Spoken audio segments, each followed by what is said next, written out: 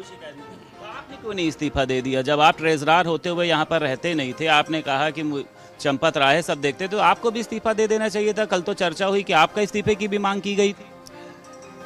आप लोग कुछ भी मांग कर सकते हैं ना, आप लोगों को तो मांग कर रहे हैं कि चंपत राय को जेल भेजा जाए, वो नहीं होएगा। हम तो ये मांग कर रहे हैं कि उनको जो है वो बाहर कर दिया जाए, नहीं होएगा। हम मीडिया की बात सर छोड़िए, आप नाराज मत होइएगा। आपने इस्तीफा क्यों नहीं दिया जब आपने अपने जिम्मेदार पद का निर्वहन नहीं किया? इस पूरे कांड के साथ मेरा कोई संबंध नहीं था, इस्तीफे का सवाल ही नहीं उठता है।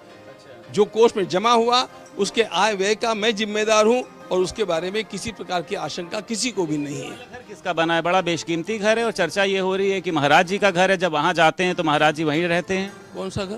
पुणे में एक आलीशान बंगला बना हुआ है। ये जी टीवी के द्वारा कहा गया एक बड़ा सफेद झूठ है। वहाँ पर एक बड़ी वो बिल्डिंग है जिसमें अनेक फ्लैट हैं, उसमें एक फ्लैट में मैं रहता हूँ और 4 फ्लैट में हमारे ट्रस्ट का काम चलता है। मेरे नाम पर वहाँ पर एक ईंट भी नहीं है।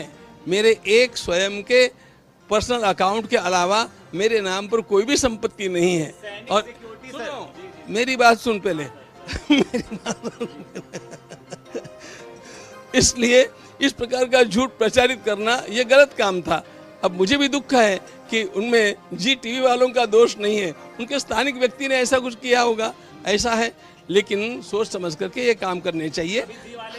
हम सवाल ये है कि आप लोगों ने वहां पर सैनिट सिक्योरिटी सर्विसेज जो हाउसकीपिंग का काम करते हैं, उनको आप लोगों ने वहां पर गणना करने के रख दिया। मतलब उनकी कोई विश्वसनीयता नहीं, इतनी बड़ी चोरी हो गई। अयोध्या में 70% भक्त आज कम हो गए हैं ट्रस्ट की इस चोरी की वजह से। जिम्मेदार मानते हैं आप लोग? कोई भक्त कम नहीं हुए हैं। और 12 दिन से यहीं पर हूँ, होटल नहीं बुक, होटलों में ग्राहक नहीं पहुंच रहे हैं, श्रद्धालु, दुकानें खाली पड़ी हुई हैं, सिर्फ ट्रस्ट के चढ़ावा चोरों की वजह से। एक कलंक लग गया अयोध्या पे। सुनो, आपने कहा कि जो सामान्य लोग थे उनको नियुक्त किया गया।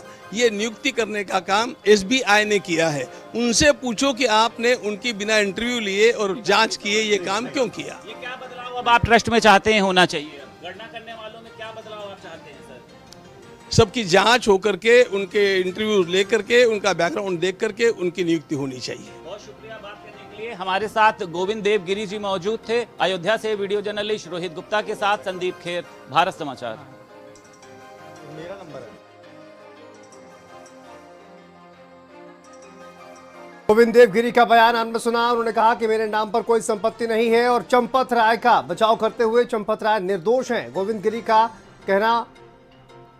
और देखिए इस्तीफा को लेकर उन्होंने कहा कि इस्तीफा मांगा नहीं गया, उन्होंने खुद इस्तीफा दिया है। तो ये तमाम बातें कहते हुए स्वामी गोविंद देव, और आपको बता दें अब हमारे सहयोगी संदीप खेर बातचीत कर रहे थे उसको लेकर। और देखिए तमाम तरह की बातें जो है वो इस पूरे इंटरव्यू में आपने सुनी, जिसमें जिस तरह के दावे किए जा रहे हैं उन तमाम दावों को भी नकारते हुए गोविंद देवगिरी जो है वो नजर आए हैं। लेकिन क्योंकि कोषाध्यक्ष वो भी थे, तो ऐसे में जब उनसे पूछा गया कि कोषाध्यक्ष रहते हुए आपने इस्तीफा क्यों नहीं दिया, तो आपने सुना उन्होंने क्या कुछ कहा। लेकिन अब इस पूरे मामले पर देखिए ट्रस्ट में बड़ा बदलाव तो हो ही गया है। अब कोषाध्यक्ष के तौर पर उनकी क्या आगे जिम्मेदारी रहेगी ये भी देखना होगा। और साथ ही साथ चंपत राय क्या जेल जाएंगे, इसको लेकर अभी जिस तरह की हार्ट टॉक जो एक तरह से देखने को मिली है आपने सुना। लेकिन मीडिया पर कहीं ना कहीं दोष मढ़ते हुए गोविंद देवगिरी जो है कोषाध्यक्ष गोविंद देवगिरी हमारे साथ मौजूद हैं। महाराज जी, कल जो भी हुआ पूरी दुनिया ने देखा।